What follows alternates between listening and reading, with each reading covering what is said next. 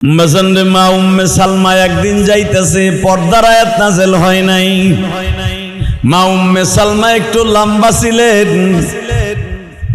মা উম্মে সালমা বোরকা পরিধান করতেন, সামনে এইভাবে হাত দিয়া রাখতেন। দেখবেন মহিলারা বোরকা পরলেও এখন এমন বোরকা, ওই বোরকা পরার চাইতে না পরাও ভালো। কথা কর না কে? এমন বোরকার বোরকা, ওই বোরকা পরলে আরো কালা বিডিরে দেখার লাগে পোলায় মনে করে এর মধ্যে জানি কি আছে। এমন বোরকার বোরকা বাবা, পুরা বডিটা অনুধাবন করা যায়। এই বোরকা পরা কোনোদিন জায়েজ নাই। আমার বিশ্ব নবী বিবিদেরকে বলতেন, তোমরা রাস্তায় যাইবা, ডাক্তারের কাছে যাইবা, মার্কেটে যাইবা, নিষেধ নাই, কিন্তু তোমরা যখন যাইবা কেউ যেন বুঝতে না পারে তুমি একজন যুবতী অথবা একটা মেয়ে। মনে করবে 70-80 বছরের একটা মহিলা। বোরকার মানি হলো এইটা। নবীর বিবিরা এইভাবে সামনের হাত দুইটা নামাজের মতো দিয়া সামনে চলাফেরা করতেন, যেন বোঝা যায় আপনারা পালেক পুরুষ বুঝা ফেলছেন, যেন বোঝা না যায় তার দেখতে তার বডিটা এবং তার শরীরের কদম মোবারকটা কেমন।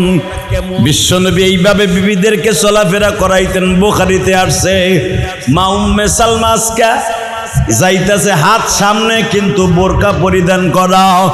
বিশ্বনবী অনুধাবন করতে পারলেন আমার বিবির বডিটা কেমন যেন উঁচা উঁচা এরকম, অর্থাৎ লম্বার দিক দিয়ে দেখা যায়। বিশ্বনবীর সঙ্গে সঙ্গে মা উম্মে সালমাকে রিটার্ন ঘরে নিয়ে আসলেন।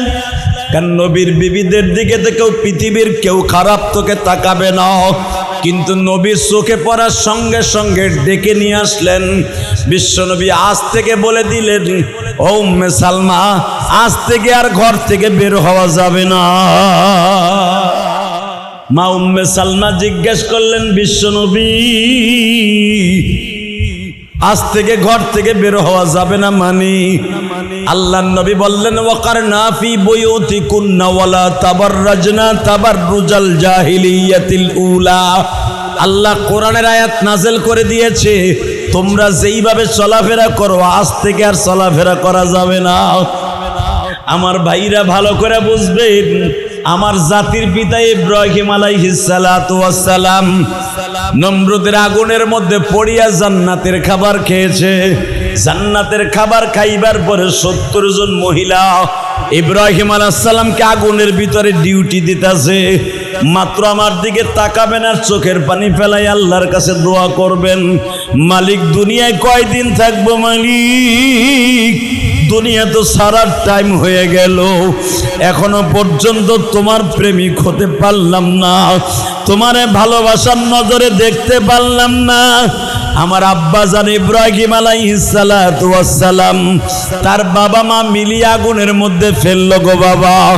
আগুনের মধ্যে পড়িয়া মাওলারে ডাক দিছে, মালিক এই ধাউ ধাউ কৃত আগুনের মধ্যে, জ্বলন্ত আগুনের মধ্যে তুমি ছাড়া বাঁচাইবার মতো আর কেউ নাই।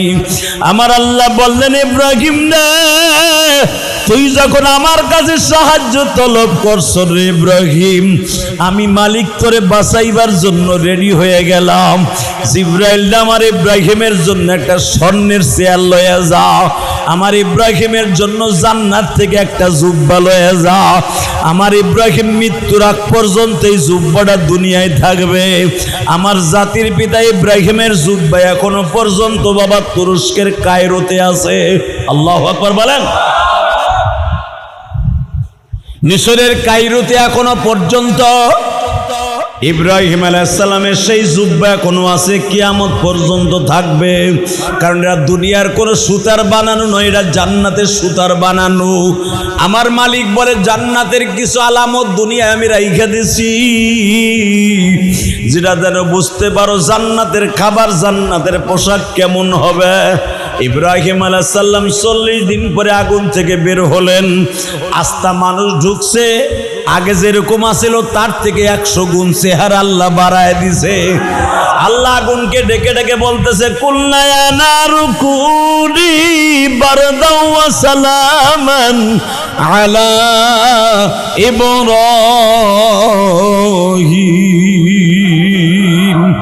আগুন রে নমরুদ জ্বালাইছে, আমি মওলা বলে দিলাম আগুন তুই আমার ইব্রাহিমের একটা পশমও পোড়াবি না, আমার ইব্রাহিমের জন্য শান্তিদায়ক বাসস্থান হয়ে যা, না ঠান্ডা না গরম একটা ঘরের মতো হয়ে যা। উপর দিয়ে আগুন জ্বলতাছে, দাউ দাউ, ভিতর দিয়ে জান্নাতের টুকরা। 40 দিন পরে যখন জাতির পিতা ইব্রাহিম আগুনের থেকে বের হয়েছে, ইব্রাহিমের দৃশ্য দেখে বাবা হাজার হাজার মানুষ ইব্রাহিমের দলভুক্ত হয়ে গেছে। ও নমরুদ রে, তুমি যখন ইব্রাহিম রে জ্বালাইতে পারো নাই, তাহলে বোঝা গেছে তুমি খোদার কোনো পাওয়ার নাই। ঠিক না বেঠিক? যেই খোদায় আগুনের মধ্যে ইব্রাহিম রে জ্বলতে দেয় নাই, ইব্রাহিমের খোদায় আসল, তুমি নকল। বিসমিল্লাহির রহমানির রহিম। মিল্লাতা আবিকুম ইব্রাহিম হুয়া সাম্মাকুমুল মুসলিমিন। وإذ يرفع إبراهيم القواعد من البيت وإسماعيل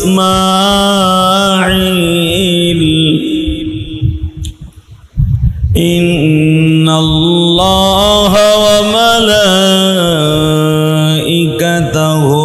يصلون على النبي يا أيها الذين آمنوا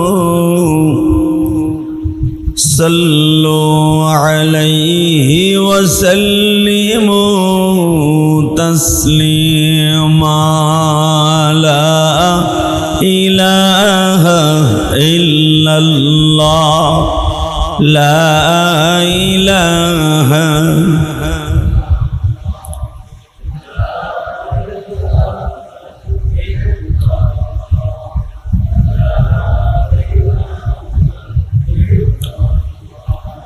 لا إله إلا الله لا إله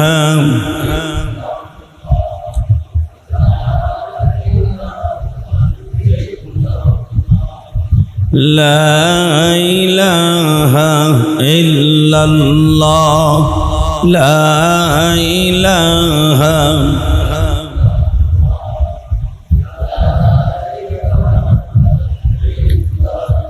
لا إله إلا الله محمد رسول الله صلى الله عليه وسلم الله الله الله الله الله الله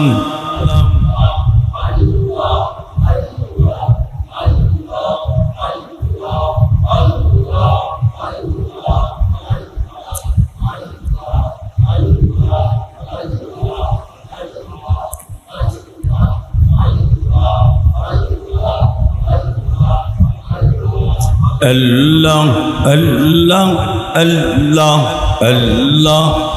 الله الله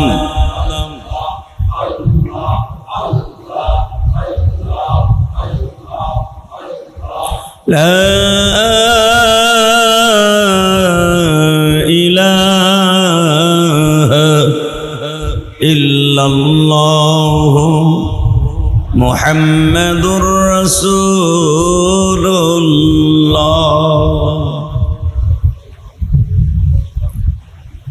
আল্লাহর জাকিরিন শাকিরিন মুহিব্বিন মুবাল্লিগিন, আল্লাহর প্রিয় মাহবুব বান্দারা, আল্লাহ সুবহানাহু ওয়া তাআলার দপ্তরে লাখো কোটি শুকরিয়া জ্ঞাপন করছি যে মহান সত্তা আপনাকে আমাকে পবিত্র জুমার দিনে আগে আগে এসে বসবার তৌফিকটুকু দান করেছেন। ওই মহান সত্তার শুকরিয়া জোরে সোরে বলি আলহামদুলিল্লাহ।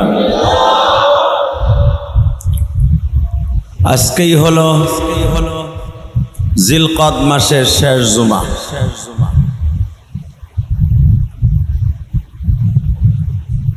আল্লাহ, মনে হয় আগামী জুমা থেকেই জিলহজ মাস প্রথম জুমা আরম্ভ হবে। আল্লাহ পাকের হাজারো শুকর, যেই মহান প্রতিপালক আপনাকে আমাকে অত্যন্ত মায়া করে, দয়া করে, ভালোবেসে তারই ঘরে আগে আগে এসে বসবার তৌফিক দান করেছেন। ওই মহান মুনিবের দপ্তরে শুকরিয়া আদায় করে শেষ করা যাবে না। কত মানুষ আছে, ইলিয়াসুর রহমান জিহাদি সাহেবের মসজিদে যাচ্ছি, জামাটা আলমারির থেকে বের করতেছে, গোসলখানায় ঢুকতেছে, শেভ হইতেছে, হাত পায়ের নখ কাটতেছে, অনেকে আবার চিন্তা ভাবনা করতেছে বয়ান কেবল শুরু হইছে। এই চিন্তা ভাবনা করে যারা মসজিদে আসে এদের জুমার নামাজ পড়তে না আসাই ভালো। যদি বলেন জুমার নামাজ না পড়লে কি গুনাহ হবে? কোন মুসলমান যদি একাধারে 4টা জুমা 3টা জুমা মিস করে, আল্লাহ তারপরে এত রাগান্বিত হয়, ফেরেশতারা বলেন আল্লাহ তার নামটা মুসলমানের খাতার থেকে কাইটে দাও। ওর আবার কিসের ছাতার মুসলমান? সপ্তাহে একটা দিন হলো গরিবের জন্য, মুসলমানের জন্য ঈদের দিন, হজের দিন, আনন্দের দিন, আর মুসলমানের জন্য বন্ধের দিন। কথা ঠিক না বেঠিক? পৃথিবীর অধিকাংশ মুসলিম কান্ট্রিতে জুমার দিন অফিস আদালত বন্ধ থাকে, তাদের মধ্যে বাংলাদেশে একটা। অন্যান্য অনেক দেশে আছে শুক্রবারও অফিস আদালত খোলা থাকে। কিন্তু আমাদের মুসলমানের জন্য সৌভাগ্য যে জুমার দিন অন্তত বাংলাদেশে এই জুমার দিন যারা বাংলাদেশের ছুটি ঘোষণা করেছে আল্লাহ যেন তাদেরকে মাফ করে দেয়।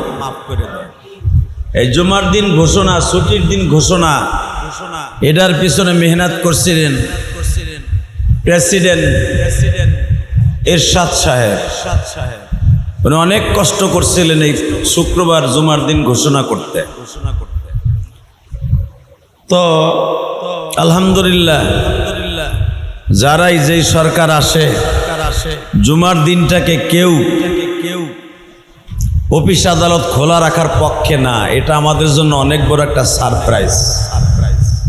পৃথিবীর অধিকাংশ মুসলমান কান্ট্রিতে কিন্তু জুমার দিন খোলা।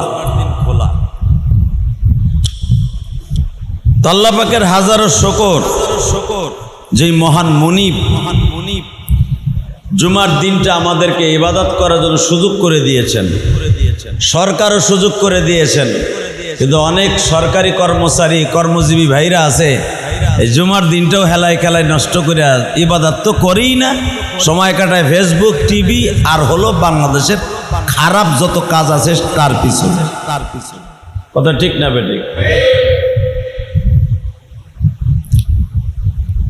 হালাকে বিশ্বনবী মুহাম্মদ রাসূলুল্লাহ সাল্লাল্লাহু আলাইহি সাল্লাম বলেছেন, যারা জুমার দিনকে দামি মনে করবে আল্লাহ তার জিন্দেগি দামি করে দিবে। জুমার দিনকে যারা সঠিকভাবে আল্লাহর প্রেমিক হিসাবে ওই দিনটাকে দামি মনে করবে,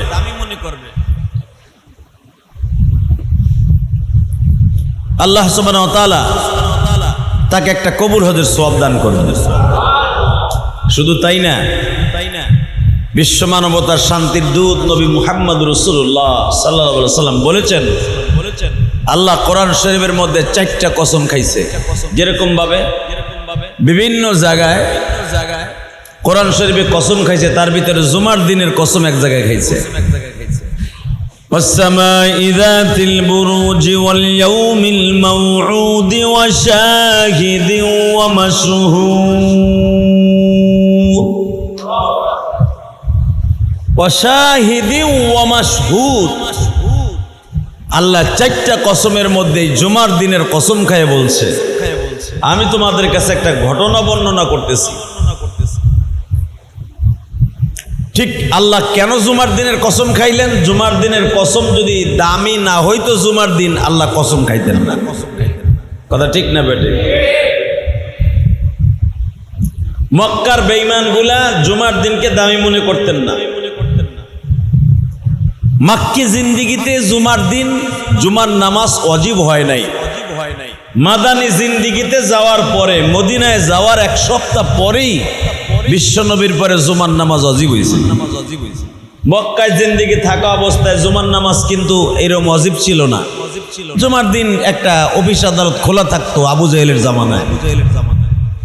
বিশ্বনবীর জামানাও মক্কি জিন্দিগিতে জুমার নামাজ আরম্ভ হয় নাই। মাদানী জিন্দিগিতে অর্থাৎ হিজরাতের পরের সপ্তাহে আল্লাহ সুবহানাহু ওয়া তাআলা কোরআনের আয়াত নাযিল করে দিলেন, ইয়া নবী, আপনার প্রতি যে অনেক আগে একটা কসম করছিলাম জুমার দিনের কসম, কিন্তু জুমার দিন জানেন না, ইয়ামুল হাক, অর্থাৎ জুমার দিনের যে কসম করছিলাম জুমা কি জিনিস আপনি জানেন না। জুমার নামাজ পড়ার স্টাইলটা কি তাও আপনি জানেন না।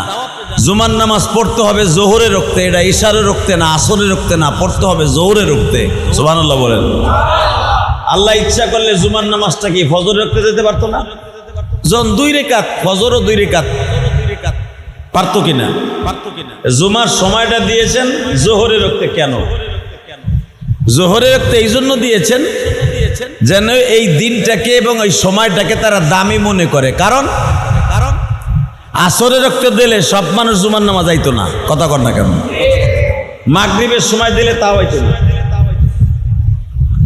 জোহরে রক্তে এই জন্য জুমার নামাজটা আল্লাহ দান করছেন যেন এই দিকে অর্ধেক এই দিকে অর্ধেক, সময়টা হলো একেবারে দিনের মাঝখানে।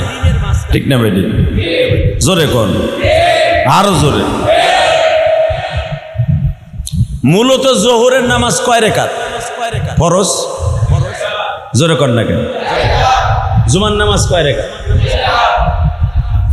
4 রাকাত ওলা নামাজ জুমার কারণে হয়ে গেল 2 রাকাত। কারণটা কি? জোহরের রক্তে কেন দিল? জোহরের রক্তে আল্লাহ এই জন্য দিছে যে ফজর পড়ে যে বান্দা 12টা পর্যন্ত শীত পটিং দিয়ে ঘুমাইবো, আরাম করব, বাজার করব, বউ সালমের হক আদায় করব। ঠিক 12টার আগে ওযু গোসল করে মসজিদে যাইব, 1:30 2টা পর্যন্ত মসজিদে ইবাদত করবে, লম্বা চওড়া একটা খুতবা হবে। কারণ জুমার নামাজটা লং টাইম হয়। কথা ঠিক না বেটি? 1 থেকে 2 ঘন্টা চলে যায় মসজিদে। কারণ আরে মক্কা নগরীতে মেয়া খুতবাই পরে 1.5 ঘন্টা, 1.5 ঘন্টা খুতবা পরে, এরপরে নামাজ হয় আরো 15 মিনিট, প্রায় 2 ঘন্টা যায় জুমার নামাজ পড়ার জন্য। এই যে আমরা যে বাংলায় ওয়াজ করি এটা কিন্তু সৌদি আরবে আরবিতে করে, ওইটাই তাদের খুতবা। কারণ আল্লাহ জানে বান্দার লং টাইম লাগবে, জুমার নামাজটা পড়তে অনেক সময় লাগবে। আর জুমার নামাজটা হলো পুরা মাসের, পুরা সপ্তাহের রিপোর্ট। আমি আল্লাহ ফেরেশতাদের মাধ্যমে আমার বান্দার সাথে একটা তাল্লুক পয়দা হবে। ওই জুমা থেকে এই জুমা পর্যন্ত বান্দা কি বাজেট করছিল সব আমি আল্লাহ দেখা আমি তারে মাফ করে দিব। শুধু তাই না, জুমার নামাজটা লং টাইম হবে বিধায় আমি জোহরে রক্তে দিছি যেন বান্দার টেনশন কম থাকে। কারণ এদিকে সকালে খাইছে, আবার জুমার নামাজটা পড়ে যেয়েই খাইব, ক্ষুধাটা ভালো করে লাগবে, ইবাদত করতে করতে বান্দা আরামে খাইব। জুমার নামাজটা আল্লাহ এই জন্য জোহরে রক্তে দিছে। আল্লাহ ইচ্ছা করলে আসরে দিতে পারতো জুমার নামাজ, জোহরে রক্তটা। জুমার নামাজটা দেখেন তারাবির নামাজ, তারাবির নামাজ ইশারে পরে দিছে। কে? মাগরিবের পরে দিতে পারতো না আল্লাহ? কারণ মাগরিবের পরের থেকে তো রাত শুরু হয়ে যায়, মাগরিবের পরের থেকে যদি ঈশা পর্যন্ত তারাবি হইতো। হালাকে তারাবির সিস্টেম হলো ইশারের পরে, কারণ এটা লং টাইম নামাজ। এই লং টাইম নামাজ এমন সময় দেওয়া হবে যেন তার সাথে দূরত্বটা বেশি থাকে। কারণ ইশার থেকে নিয়ে ফজর পর্যন্ত এশার থেকে নিয়ে ফজর পর্যন্ত লং টাইম, আবার জোহর থেকে নিয়ে আসর পর্যন্ত একটা লং টাইম। কথা ঠিক না বেটি? এর ভিতরে আমার বান্দা জোহরের নামাজটা কমপ্লিট করবে, জুমার নামাজটা কমপ্লিট করবে, আর এইটা বুঝিয়া যারা আমল করবে আমি তাদের জন্যই জান্নাত রেখে দিয়েছি।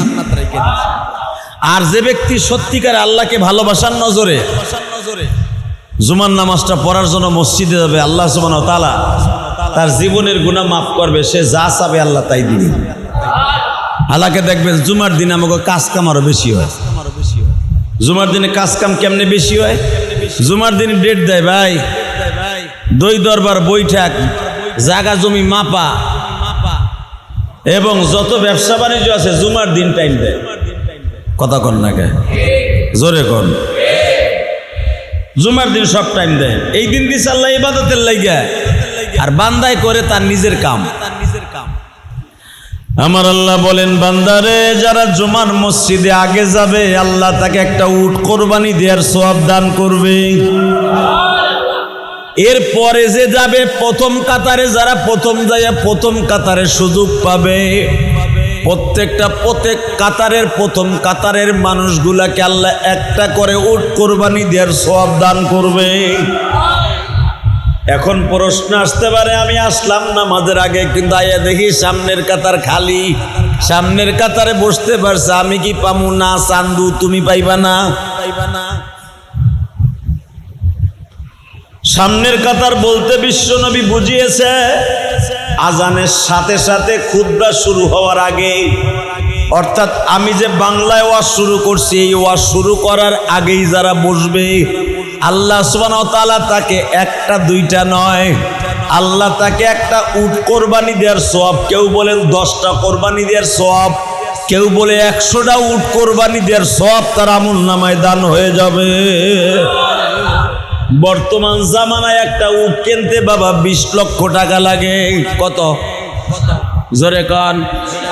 এটা পাকিস্তান আর ইন্ডিয়ার উট না, সৌদি আরবের একটা উটের দাম বর্তমান বাংলা টাকায় 35 লাখ টাকা।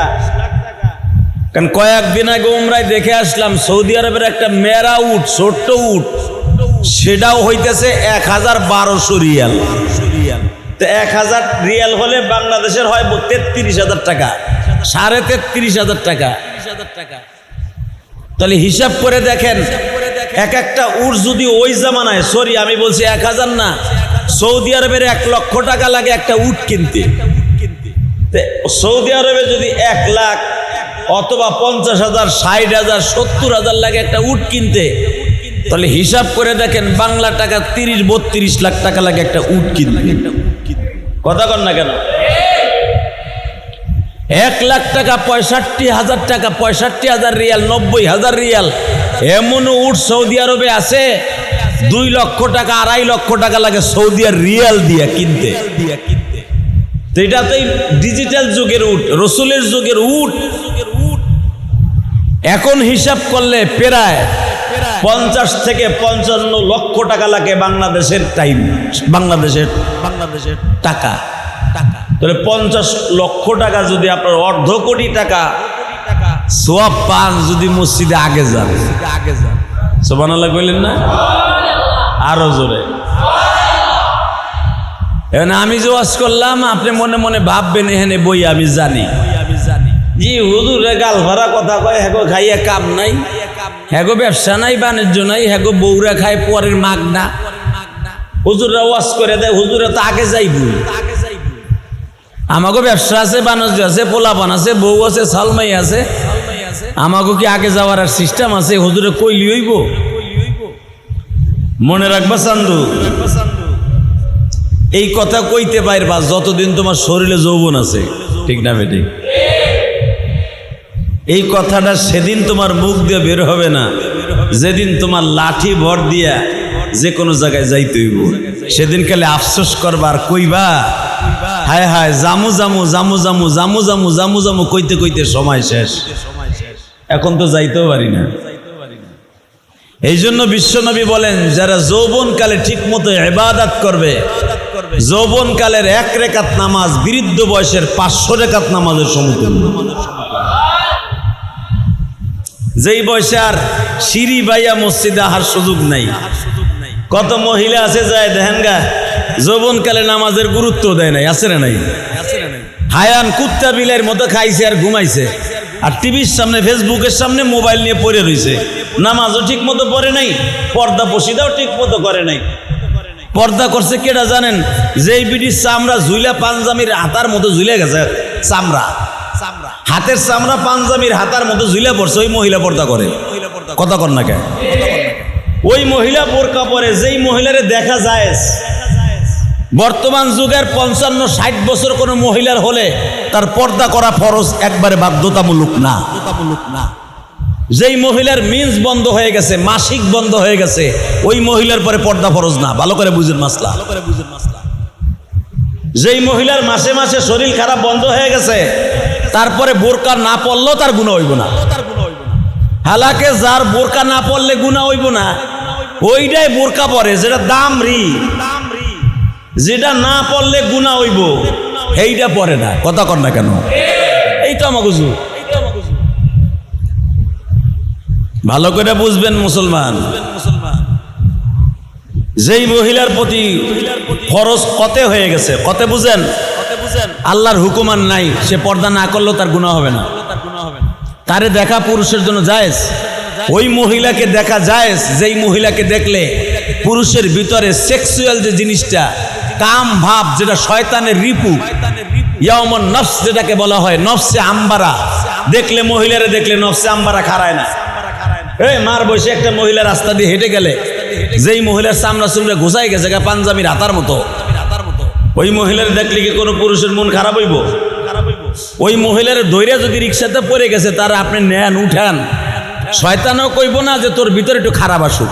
কথা কন না কেন? শয়তানও কইবে তোর মার একটু ধরে উঠা। কথা কন? মনে কর তোর মা রিক্সাতে পড়ে গেছে, এমন মনে হবে মনের ভিতরে।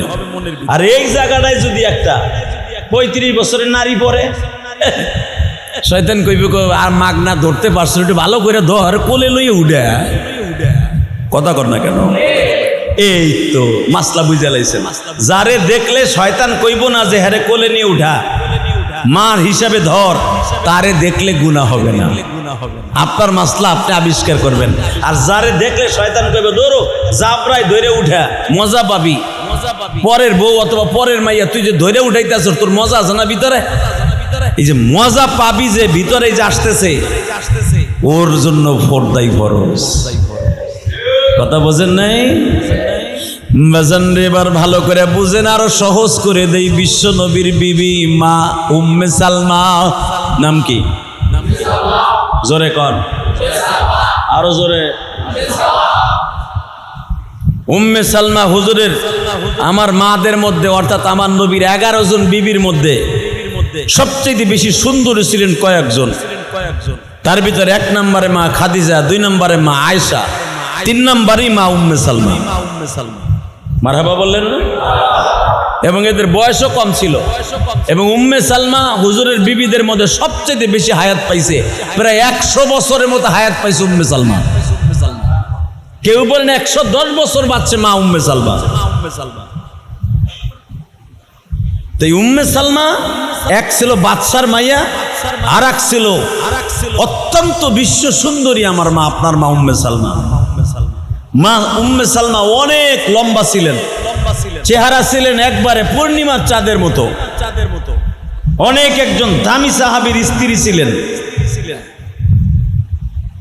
সাহাবীরা যুদ্ধের মাঠে ইন্তেকাল করার কারণে সব সাহাবীরা সিদ্ধান্ত করলেন, এই দামি বংশের আর দামি সাহাবীর বিবি অন্য কোনো সাহাবীর সাথে বিবাহ দিলে মানানসই হবে না। আর সে প্রস্তাব দিয়ে ফেলেছে উম্মে সালমা, জীবনে আমি সেকেন্ড ম্যারেজ করব, সেকেন্ড বিয়া বসবো যদি বিশ্বনবী আমার বিয়া করে। পৃথিবীর আর কারো কাছে আমি বিয়া বসবো না। মাত্র 18 বছর বয়সে মা উম্মে সালমা নারী হয়েছিলেন। একটা বাচ্চাও সাথে ছিলেন। মারহাবা বলেন। ওই স্বামীর ঘরে একটা বাচ্চাও ছিলেন, যে বাচ্চাটাকে বিশ্বনবী লালন পালন করেছেন, বাবার আদর দিয়েছেন। উম্মে সালমা কেন বলা হয়? সালমার মা, অর্থাৎ সালমা ছিল বিশ্বনবীর মেয়েদের মতো। অনেক দামি মা ছিলেন উম্মে সালমা। মা উম্মে সালমা রসুলকে চয়েস করে বিয়ে করছেন। রসুল আমারে বিয়ে করলে আমি করব, রসুল যদি আমার বিয়ে না করে আমি পৃথিবীর কারো কাছে বিয়ে বমু না, শর্ত লাগাই দিলেন। বিশ্বনবী বাধ্য হলেন, সাহাবীদের চাপের মুখে পড়ে বিশ্বনবী বিবাহ করতেন। সুবহানাল্লাহ জোরে কইলেন না? আমার নবী যে 11টা বিবাহ করছেন, অনেকে রসুলের বিবাহ লইয়া ইখতিলাফ করেন। নবীর ভিতরে নারীর লোভ ছিল, এই জন্য এতগুলো বিয়ে করছে। যদি কেউ এই কথা বলে মনে রাখবেন ওর ভিতরে অথবা ওর মার ভিতরে ভেজাল আছে, অথবা ওর জন্মের ভিতরে অনেক ভেজাল আছে। ওর জন্ম ওর বাপে দেয় নাই, অন্য কেউ দিছে। যদি নবীর বিবাহের মধ্যে কারো সন্দেহ থাকে, এটা আমি বলি নাই, কোরআন শরীফে বলছে উতুল্লিম বাদা যালিকা জালিম। যারা আমার নবীর চরিত্র নিয়ে কথা বলবে, ওর জন্মের মধ্যে অবশ্যই ওর মায়ের ওর কি আর ফসল ওই পোলা অথবা ওই মাইয়া। ওর বাপের বৈধ সন্তান নয়, ওর বাপের অবৈধ সন্তানও যে নবীর চরিত্রে কথা বলবে। কথা ঠিক না বেঠিক? কারণ যার চরিত্র নিয়ে আমার আল্লাহ নিজে বলেছেন ওয়া ইন্নাকা লাআলা খুলুকিন আযীম, উৎকৃষ্টতম চরিত্র অধিকারী আমার নবী। বাংলাদেশে অনেক অনেক ভার্সিটি কলেজের বড় বড় টিচাররাও আছে, হারামজাদে কয় নবী মুহাম্মাদের ইসলাম সঠিক ইসলাম না, নবী মুহাম্মদ আমাদের মাপকাঠি না। ডারউইন, কালমার্স, লেনিন তারা বলে আমাকে মাপকাঠি। নাউজুবিল্লাহ কইলেন না?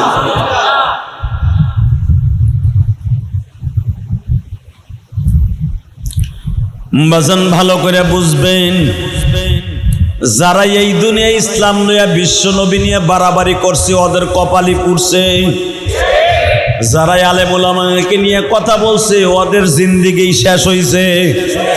এই যে কিশোরগঞ্জের একটা পাগল, হাফ পাগল, ফজু মিয়া, ফজু, ওর এখন ফজলুর রহমান, ওর নাম ফজলুর রহমান। আল্লাহর সাথে মিলাইয়া বলা জায়েজ নাই। কথা কর না কেন? বিশ্বনবী বলছে যারা আলেম ওলামার চরিত্র নিয়ে আলেম ওলামাকে ইন্ডিকেট করে কথা বলবে ওর জন্মের মধ্যে ভেজাল আছে। যাই দেখেন গাই ফজলুর রহমান ফজু মিয়ার জন্মের মধ্যে বহুত ভেজাল। আর মা বাইসে আছে কিনা আমি জানি না, ওর মা বাইসে থাকলে ঠিকই জিজ্ঞেস করতাম। ও যেভাবে আলেম ওলামাকে ক্রিটিসাইজ করে কথা বলছে, ফজু মিয়া তুমি জানো না, তুমি হয়তো জাকাত ফেতরা খাই আলেম শিক্ষিত হইতে পারো। বাংলাদেশে এমনও আলেম আছে তারা জাকাত ফেতরার কাছেও যায় নাই, বরঞ্চ তারা জাকাত ফেতরা দেয়। কথা বলেন না কেন? ছাত্র জীবন থেকেই জাকাত ফেতরা দান করে। আমার মনে পড়ে আমার জীবনে কোনোদিন মাদ্রাসার কোন জাকাত ফেতরা আমি খাই নাই। আলহামদুলিল্লাহ বলেন। হ্যাঁ বাবা গরিব ছিল, আমি কোনোদিন বোর্ডিং এ কোনোদিনও আমি জাকাত ফেতরার মাল খাই নাই। হ্যাঁ আমি ছাত্র জীবনে হয়তো লজিন রয়েছি, অথবা অনেক কষ্ট করে লজিন থেকে নিজের পয়সা দিয়ে টাকা দিয়ে খাইছি। হয়েছে গরিবের ঘরে, তাতে কি হয়েছে? জাকাত ফেতরা খাই নাই। আর মনে রাখবেন, যে সমস্ত আলেমরা জাকাত ফেতরা খাই আলেম হয় নাই, তারা জীবনে কোনোদিন এই মাথাটা এবং হক কথা তাদের জবান থেকে কেউ বন্ধ করতে পারবে না। সমাজে যখনই দেখবে অন্যায়, সাথে সাথে সে প্রতিবাদ করবে, কারণ তার পেটে জাকাত ফেতরার টাকা যায় নাই। তুমি ফজু মিয়া গড়ে হারে বললা আমরা জাকাত ফেতরা খাইয়া বড় হইছে, তোরে থাপ রাইয়া বুড়া বয়সে গালগুলো সাল ফাটায় ফেলাবো বেটা।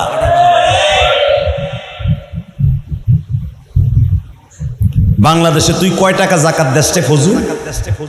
হিসাব করলে দেখা যাবে তোর বাপের জন্মে ঠিক মতো তোর যে কয় টাকা জাকাত আসে তুই ঠিক মতো জাকাত দেশ কিনা তাও জানি না। তুই তোর কিশোরগঞ্জের কয়টা মাদ্রাসায় কয়টা জাকাত দিছ, কয় বস্তা চাউল কিনে দিছ জাকাতের, তোর উপরে যে কয় টাকা জাকাত ওয়াজিব হয়েছে সেই টাকাগুলাও তো ঠিক মতো দেস না। একটা মাদ্রাসায় একটা টাকাও দেস না। তুই আলেম ওলামাকে গড়ে হারে বলে ফেললি এরা জাকাত ফেতরা খাই আলেম হয়েছে। তুমি জানোই না বাংলাদেশে এমন এমন আলেম আছে যাদের কথায় হাজার হাজার মানুষ কাঁদে, হাজার হাজার মানুষ দিশাহারা মানুষ দিশার সন্ধান পায়। সরমনা পীর সাহেবের কোলারা, মরহুম পীর সাহেবের ছেলেরা লক্ষ লক্ষ টাকা জাকাত দেয় বেটা। এই যে আমরা উলামা একরাম লক্ষ লক্ষ টাকা জাকাত আল্লাহ রাস্তায় দেই বেটা। আল্লাহ এদেরকে হেদায়েত নসিব করুক, জোর করে আমিন, আরো জোর করে আমিন। মা উম্মে সালমা একজন সাহাবী ছিলেন বিশ্ব নবীর জামানায়, তখনও পর্দার আয়াত নাজেল হয় নাই। অন্ধ সাহাবী ছিল, অন্ধ, উম্মে মাকতুম। ওই সাহাবী অনেক সুন্দর ছিলেন, কিন্তু চোখ দুইটা অন্ধ। বোঝেন না আমার কথা? চোখ দুইটা অন্ধ। উম্মে মাকতুম যখন মসজিদে, অন্ধ মানুষ কোথায় যাবে, কি করব, মসজিদই পড়ে থাকতো, মসজিদে খাইতো, মসজিদে ঘুমাইতো। যাহারা সৎকার মাল নিয়ে আসতেন, অর্থাৎ জাকাত ফেতরা, বিশ্বনবীর জীবনে কোনোদিন জাকাত ফেতরা খায় নাই। হযরত ওমর, ওসমান, আলী কোনোদিন জাকাত ফেতরা খায় নাই। গরিবদের ভিতরে নবী বন্টন করে দিতেন। তো দেখা যাইতেছে একজন সাহাবী উম্মে মাকতুম অন্ধ। সে যখন মসজিদে নববীতে ঢুকতেন, মা উম্মে সালমা মাঝে মাঝে ওদের সামনে দিয়া উকি দিয়া দেখতেন কয়জন মসজিদে আছে। দেখতেন অন্ধ ওই উম্মে মাকতুম বয়ে রয়েছে, আর কেউ না। বিশ্বনবী বললেন, কিরে উম্মে সালমা, তুমি জানালার কাপড় সরিয়ে দেখতেছো? হুজুর, মসজিদে এমন একজন আছে, সে হলো অন্ধ, সে তো আর আমাকে দেখে না। আমার নবী বললেন, সে তোমারে দেখে না, তুমি তারে দেখো কিনা? হ্যাঁ, আমি তো দেখছি। তোমার দেখা যায় যাচ্ছে। সুবহানাল্লাহ। তো মা উম্মে সালমা মাঝে মাঝে বাবার বাড়ি যাইতেন, ভালো করে বুঝতেন। মা উম্মে সালমা বোরকা পরিধান করে মসজিদে নববীর, কারণ নবীর রাস্তায় ছিল মসজিদে নববীর ভিতর দিয়ে তার বিবিরা হাঁটতেন। বাংলাদেশের মসজিদের, অনেক মসজিদের ইমাম সাহেবদের রুম কিন্তু, থাকার রুম কিন্তু মসজিদের উপরে আছে না নাই? মসজিদের সিঁড়ি আর ইমাম সাহেবের নামাজীদের সিঁড়ি একই সিঁড়ি। এটা নাজায়েজ না? মা আয়েশা, মা উম্মে সালমা মসজিদের ভিতর দিয়ে যাইতেন, হাটে বাজারে যেখানেই যাইতেন পর্দার সহিত। তার নবীর বিবিদের দিকে তো আর কেউ খারাপ নজরে তাকাবে এমন কোন মানুষ পৃথিবীতে, এমন কি কোনো মাখলুকও জন্ম নেয়। কারণ শয়তানও কোনোদিন বিশ্ব নবীর বিবিদেরকে ধোকা দিবে এমন কোনো সিস্টেম ছিল না। আল্লাহ এটা মওকুফ করে দিয়েছিলেন। মা উম্মে সালমা একদিন যাইতেছে, পর্দার আয়াত নাযিল হয় নাই। মা উম্মে সালমা একটু লম্বা ছিলেন।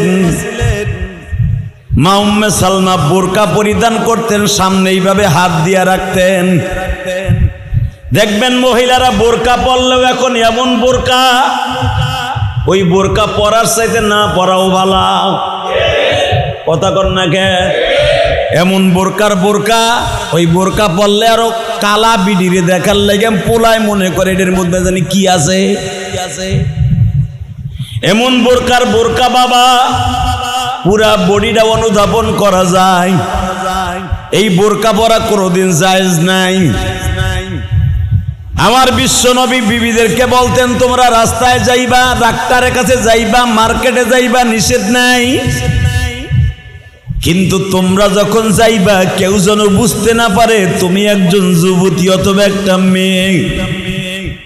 মনে করবে 70-80 বছরের একটা মহিলা। বোরকার মানি হলো এইটা।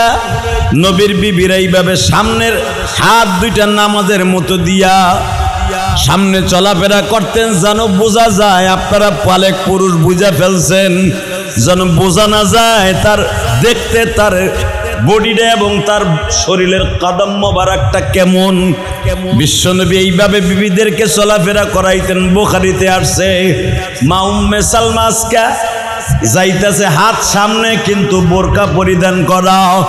বিশ্বনবী অনুধাবন করতে পারলেন আমার বিবির বডিটা কেমন যেন উঁচা এরকম, অর্থাৎ লম্বার দিক দিয়ে দেখা যায়। বিশ্বনবীর সঙ্গে সঙ্গে মা উম্মে সালমাকে রিটার্ন ঘরে নিয়ে আসলেন। কারণ নবীর বিবিদের দিকে তো কেউ, পৃথিবীর কেউ খারাপ তোকে তাকাবে না, কিন্তু নবীর চোখে পড়ার সঙ্গে সঙ্গে ডেকে নিয়ে আসলেন। বিশ্বনবী আজ থেকে বলে দিলেন, ও উম্মে সালমা, আজ থেকে আর ঘর থেকে বের হওয়া যাবে না। মা উম্মে সালমা জিজ্ঞেস করলেন, বিশ্বনবী আজ থেকে ঘর থেকে বের হওয়া যাবে না মানে? আল্লাহর নবী বললেন, ওয়াকারনা ফি বুয়ুতিকুন্না ওয়ালা তাবাররাজনা তাবাররুজাল জাহিলিয়াতিল উলা। আল্লাহ কোরআনের আয়াত নাযিল করে দিয়েছে, তোমরা যেইভাবে চলাফেরা করো আজ থেকে আর চলাফেরা করা যাবে না। আমার ভাইরা ভালো করে বুঝবেন, আমার জাতির পিতা ইব্রাহিম আলাইহিস সালাতু ওয়াস সালাম নমরুদের আগুনের মধ্যে পড়িয়া জান্নাতের খাবার খেয়েছে। জান্নাতের খাবার খাইবার পরে 70 জন মহিলা ইব্রাহিম আলাইহিস সালামকে আগুনের ভিতরে ডিউটি দিতেছে। মাত্র আমার দিকে তাকাবেন আর চোখের পানি ফেলাই আল্লাহর কাছে দোয়া করবেন, মালিক দুনিয়ায় কয়দিন থাকবো মালিক? দুনিয়া তো সারার টাইম হয়ে গেল, এখনো পর্যন্ত তোমার প্রেমিক হতে পারলাম না, তোমারে ভালোবাসার নজরে দেখতে পারলাম না। আমার আব্বা জান ইব্রাহিম আলাইহিস সালাতু ওয়াস সালাম তার বাবা মা মিলিয়ে আগুনের মধ্যে ফেললো গো বাবা। আগুনের মধ্যে পড়িয়া মাওলারে ডাক দিছে, মালিক এই ধাউ ধাউ কৃত আগুনের মধ্যে, জ্বলন্ত আগুনের মধ্যে তুমি ছাড়া বাঁচাইবার মতো আর কেউ নাই। আমার আল্লাহ বললেন, ইব্রাহিম না, তুই যখন আমার কাছে সাহায্য তলব করছ রে ইব্রাহিম, আমি মালিক তোরে বাঁচাইবার জন্য রেডি হয়ে গেলাম। জিবরাইল আমার ইব্রাহিমের জন্য একটা স্বর্ণের চেয়ার লয়ে যা, আমার ইব্রাহিমের জন্য জান্নাত থেকে একটা জুব্বা লয়ে যা।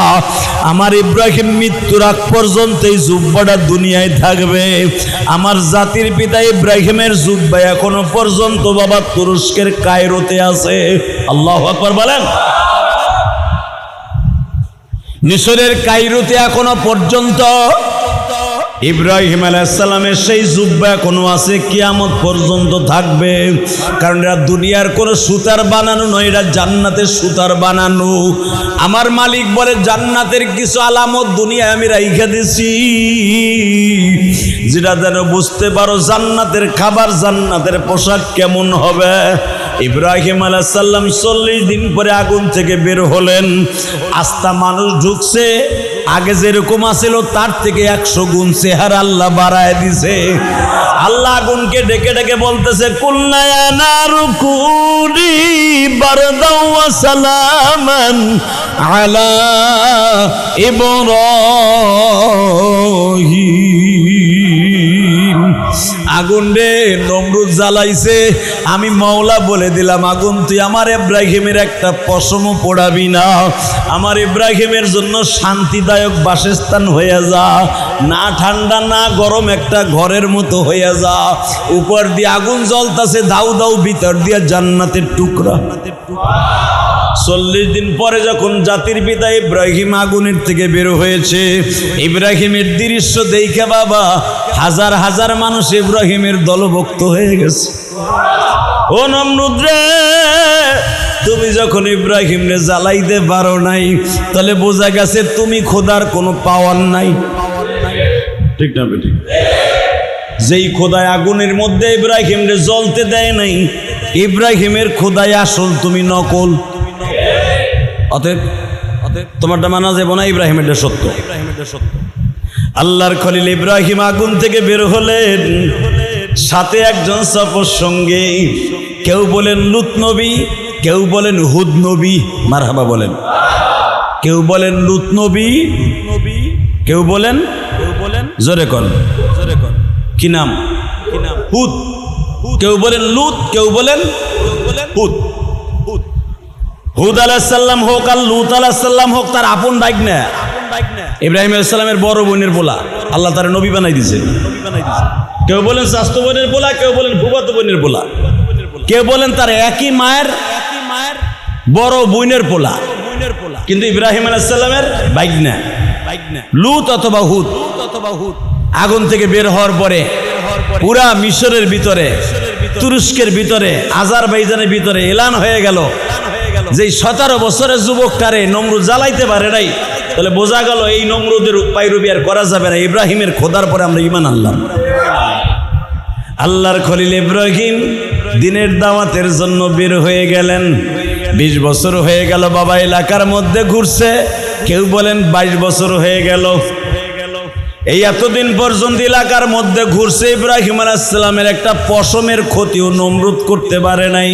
তাহলে বোঝা গেল যারা দিনের পক্ষে কথা বলে তাদের পিছনে পিছনে অনেক মানুষ কথা বলবে, একটা পশমের ক্ষতিও করতে পারবে না। ঠিক না বেটি?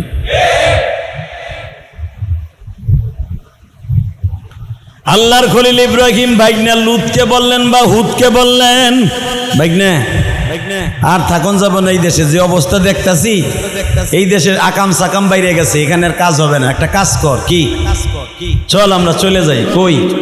বেবিলন শহরে চলে যাই। সুবহানাল্লাহ বলেন না, আরো জোরে কোন। হুদ আলাইহিস সালাম অথবা লূত আলাইহিস সালাম বলে, মামা চলেন জায়গা। এই দেশের মানুষ আসলে আপনারা চিনবে না। এই যে নমরুদের এলাকার মানুষ আপনি যতই দাওয়াত দেন কাম হইব না। এই আগুনিতে বাইরে গেলেন, চোখ দিয়ে দেখলো যে আগুনও আপনারা কিছু করতে পারলো না, হালাকি আপনারা এখনো মানে না। মামা একটা কাজ করি, আমরা এই দেশ ছাইরে আরেক দেশে জায়গা, বেবিলন শহর থেকে মিশর থেকে বেবিলন শহরের দিকে যখন মাদাইনের দিকে রওনা দিছে, মাদাইন সিরিয়া, আজারবাইজান, ইথিওপিয়া, যুগোস্লাভিয়া, এই এলাকাগুলো একটা রাষ্ট্রে পরিণত ছিল। হঠাৎ করে ইব্রাহিম আলাইহিস সালাম যাচ্ছে, প্রতিমধ্যে সাগর পার হওয়ার পরই দেখে বিশাল বড় বড় মানুষগুলা তারা বাজারের মধ্যে বসে বসে বলা বলি করতেছে, হায় রে কি সুবহানাল্লাহ, কি চেহারা, কি সুন্দরী।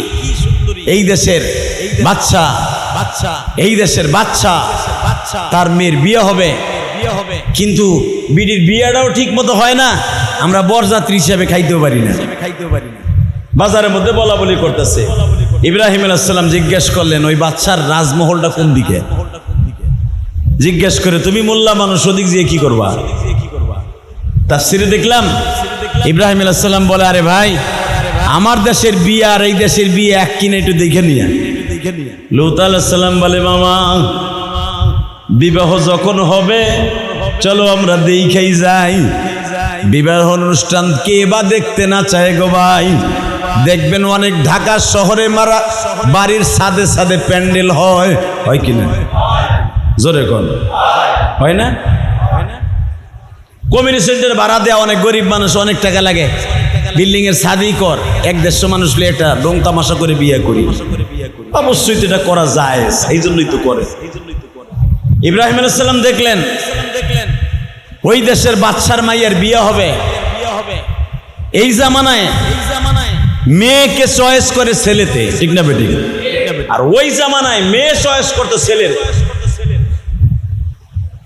মেয়েরে পণ দিয়ে আনন্দ লাগতো, আর এখন তো ছেলেরে গরুর মতো, কোরবানির গরুর মতো কেমন লাগে। কথা কন না কেন? কিসের বিনিময়ে? 32 ইঞ্চি একটা টিভির বিনিময়ে, 2.5 লাখ টাকা দামের খাটের বিনিময়ে, তারপরে রুলাক ঘড়ি 1,20,000 টাকার বিনিময়ে। শুধু তাই না, ঘর সাজাই দিতে হবে, স্যুট কোট দিতে হবে, মানে ওর পার জুতার থেকে নিয়ে একবারে টুপি পর্যন্ত শ্বশুরে কিনে দিতে হয়। এমন হিজলা আছে না নাই? যে হিজলা শ্বশুর বাড়ি এত কিছু নিয়ে বিয়ে করে, এই হেলারে মানুষ কবেন?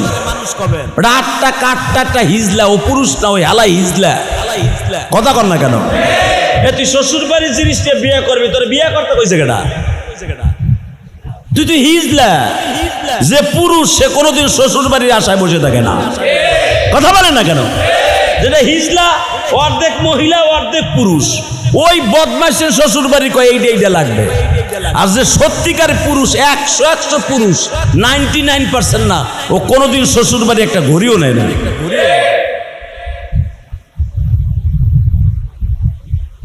অর্ধেক পুরুষ। আল্লাহ আমাদের হেফাজত করেন, জোরে কোন আমিন। দেখতেছে ওই জামানার বড় বড় রাজা বাদশার ছেলেরা বড় বড় স্বর্ণের সিন লাগাইয়া ঘোরার পরে সওয়ার হইয়া বাদশার মাইয়া সায়রারে বিয়া করার লেগে যাইতেছে। লূত আলাইহিস সালাম কয়, মামা একটা কথা কই, রাগ করো না। কি বিয়ার অনুষ্ঠান? তার পর্যন্ত দেখি না এই দেশের। কয় না, চলো মামা বিয়ের অনুষ্ঠানটা দেই, খাইবা না খাই দেখকে যাই এই দেশের রাজার মাইয়ের চেহারা কেমন। তাহলে বোঝা গেল মহিলা দেখার জন্য পুরুষ যাওয়া সুন্নাত তরিকায় জায়েজ আছে, ঠিক না বেটি?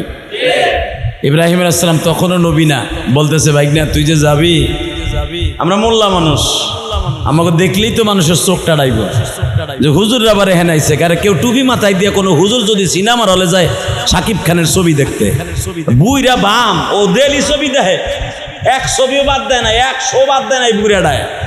যদি দেখে কোনো হুজুর টুপি মাথায় দিয়ে ছবি দেখতে গেছে, দেখবেন খালি কইব হুজুর এখানে যায়, হুজুর এখানে যায়। কথা কন না জোরে কন,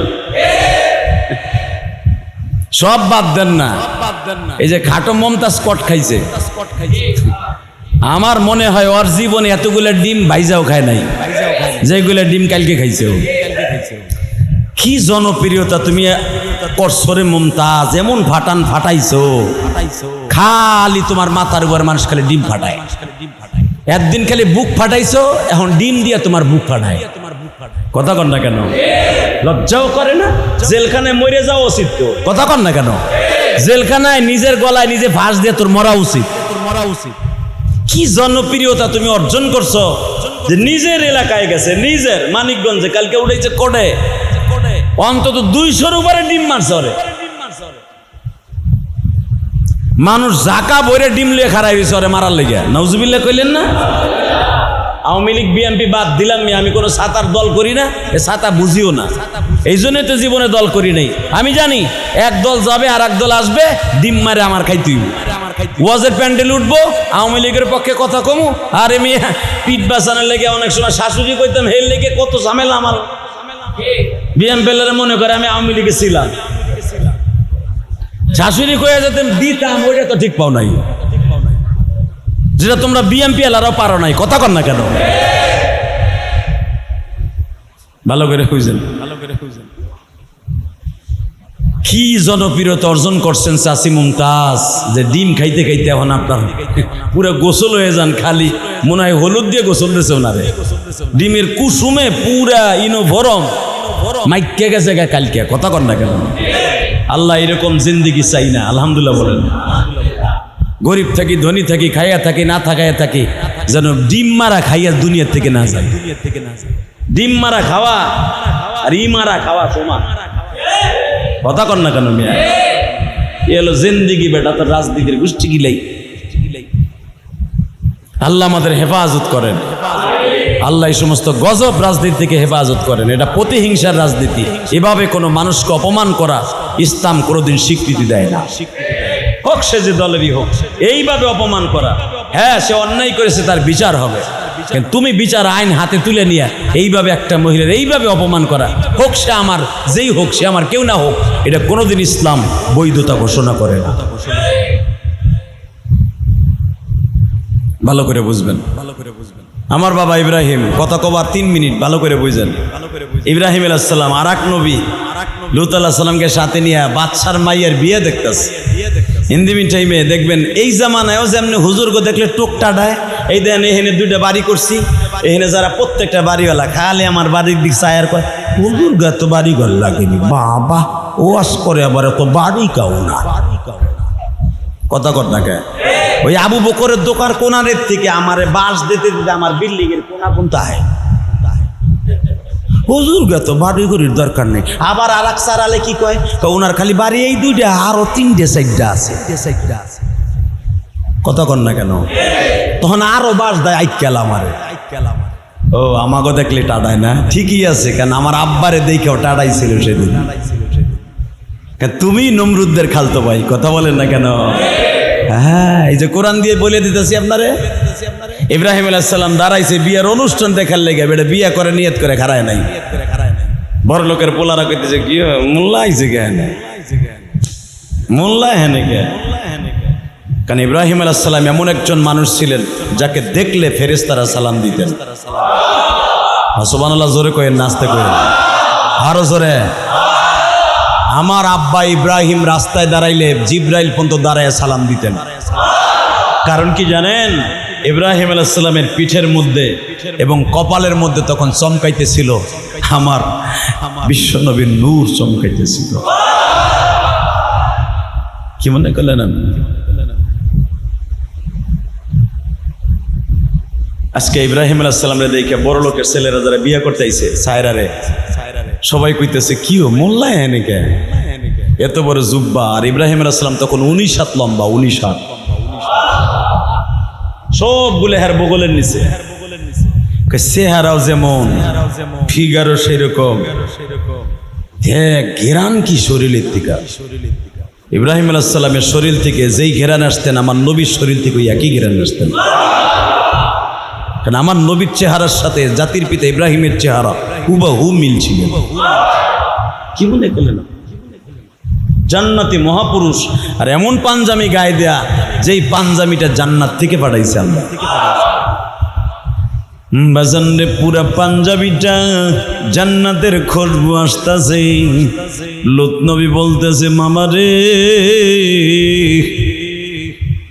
তুমি একটু তাকায় দেখো, 40 জন রাজা বাচ্চার ছেলেরা দাঁড়াইছে।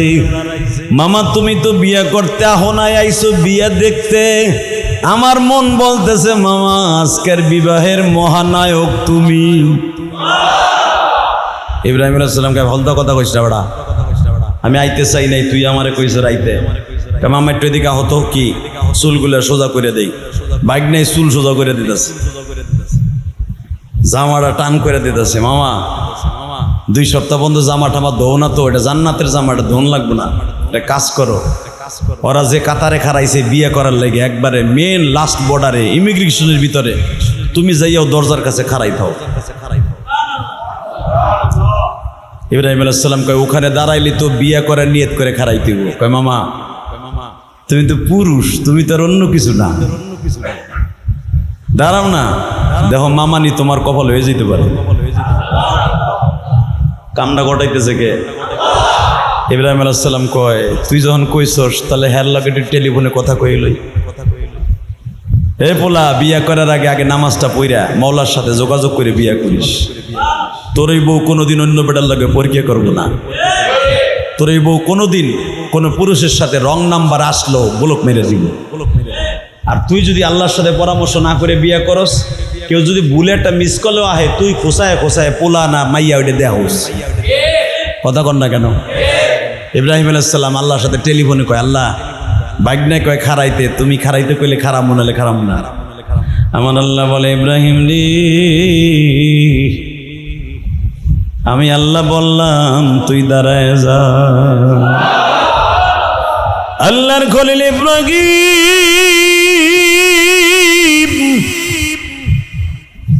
দরজার সিপার মধ্যে দাঁড়ায় আছে, হাত দুইটা বাঁধিয়া, মালিক তুমি দাঁড়াইতে কইছো, দাঁড়াইছি। তুমি কিন্তু অপমান করো না, রাজা বাচ্চার ছেলেরা ঠিকই অপমান করে। সূরা ইব্রাহিমের তাফসিরে আসছে মা সায়রা উপরে শাস্তাছে। 21 জন বান্ধবীরে বলতেছে তোরা আমারে সুন্দর করে সাজিয়ে দেখো, আমার বাবার রাজমহল থেকে দামি মণি মুক্তার যেই সুন্দর জিনিস আছে সব আমারে পড়ায় দে। বান্ধবীরা বলে, সায়রা রে বুঝলাম না আজকে এত কিছু অলংকার লাগাইতেছো কেন?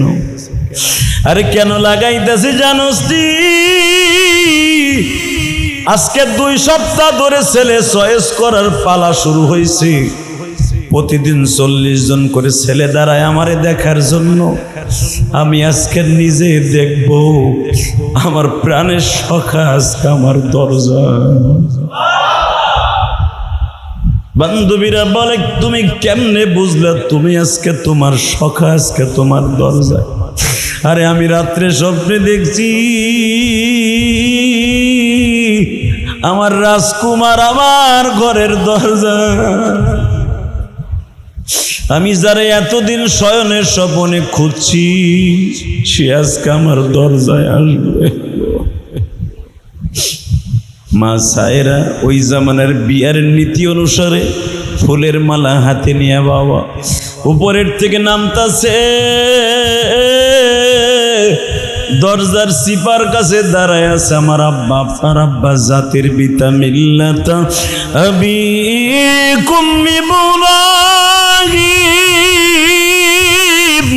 হুয়া সাম্মাকুমুল মুসলিমিন।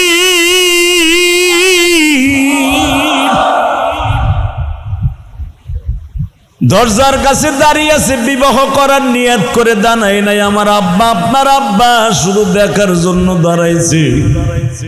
মা সায়রা দোতলার থেকে কাঠের সিঁড়ি বেয়ে বেয়ে নামতেছে। বেজান রে কোনো দিকে নজর দেয় না, নজর শুধু আমার আব্বা ইব্রাহিম। সোজা ইব্রাহিমের পায়ের কাছে বাবা ফুলের মালাটা রাইখে আর একটা ফুলের মালা গলায় দিয়ে বলে, আপনি আমার জীবনের সব কিছু।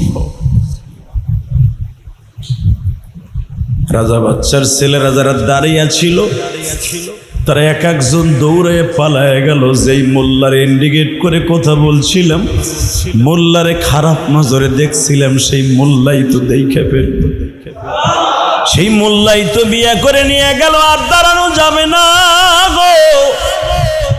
বাসর ঘরে মা সায়রার ইব্রাহিম দুই দায় নামাজে দাঁড়ায় কামবে। আমার আব্বা জিজ্ঞেস করে, সায়রা রে আমার কি দেখে বিয়ে করলি রে?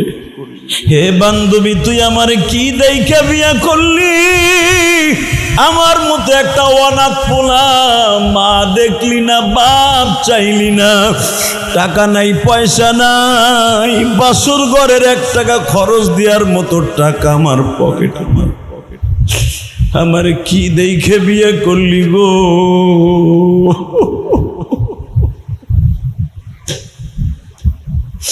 আপনার মা, আমার মা এক বাক্যে বললেন, আমি কিচ্ছু দেখি নাই, আপনার কপালের মধ্যে পূর্ণিমার চাঁদ উদিত দেখেছি। ইব্রাহিম বললেন, ও সায়রা রে, এই কপালে কি আছে গো? আমি বালেগ হওয়ার আগের থেকে যেই পূর্ণিমার চাঁদটা আপনার কপালে দেখতে দেখতে বালেগ হইছি গো। বিবাহ পর্যন্ত এখনো পর্যন্ত বেঁচে আছি, ওই জিনিসটাই আপনার কপালে আমি খুঁজতেছিলাম। আজকে 40 দিন হয়ে গেল ছেলে চয়েস করার পালা, কিন্তু আজকে যে আপনি আমার দরজায় আসবেন আমি কোনোদিন বুঝতে পারিনি। আমার মুসল্লি ভাইরা, কোরবানির আর মাত্র 2টা সপ্তাহ বাকি আছে মাঝখানে।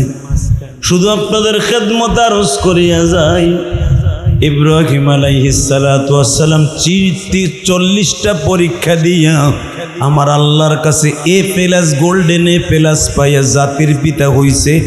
আমরা অন্তত জীবনে 2-3টা পরীক্ষা দিয়া ইব্রাহিম আলাইহিস সালামের সন্তানের খাতায় নাম লিখব। আছি না? রাজি আছি না? ইনশাআল্লাহ পারবো তো ইনশাআল্লাহ। ইব্রাহিম আলাইহিস সালামের সবচেয়ে জীবনের বড়, সবচেয়ে বড় আমল ছিল, সে কোনোদিন কারোর সামনে মাথা নত করে নাই। আলহামদুলিল্লাহ বলেন। আমরাও তার সন্তান হইয়া কোনো বাতিলের সামনে, কোনো সে হোক যত বড় শিল্পপতি আর কোটিপতি, আমি হইলাম একটা দিনমজুরি, হলাম একজন দোকানদার, কোনো বেঈমানের সামনে, মুনাফিকের সামনে মাথা নত করব না। জীবন ওয়ান টাইম আইতেছে, কাইল নেই। কোনো বেঈমানের সামনে গোনা বাসা করে কথা কওয়ার সময় নাই। ইনশাআল্লাহ বলেন।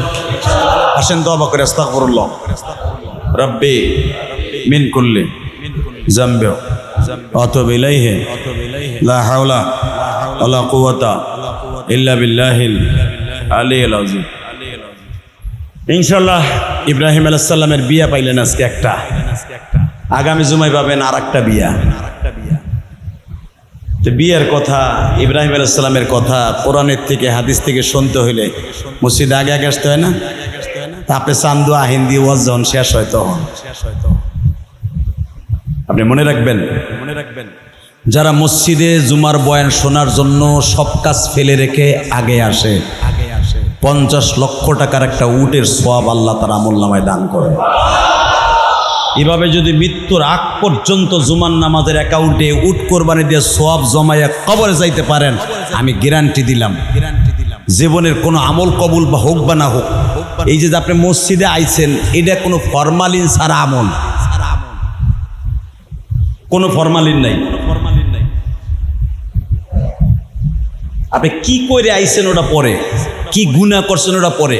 আপনি যে মসজিদে আগে আইছেন উট কোরবানি দিয়ে সোয়াব 100% চন্দ্র চন্দ্র যেরকম সত্য, আপনি উট কোরবানি দিয়ে সব পাবেন সেটা এরকম সত্য। কি আগে আগে আসা যাবে তো ইনশাল্লাহ? হ্যাঁ, কোরআন শরীফের ভিতরে কত মজার মজার ওয়াজ, কত মজার মজার কথা আপনি বসলেই মসজিদে আগে আসলেই শুনতে পারবেন। আল্লাহ আমাদের সবাইকে তৌফিক দান করুন।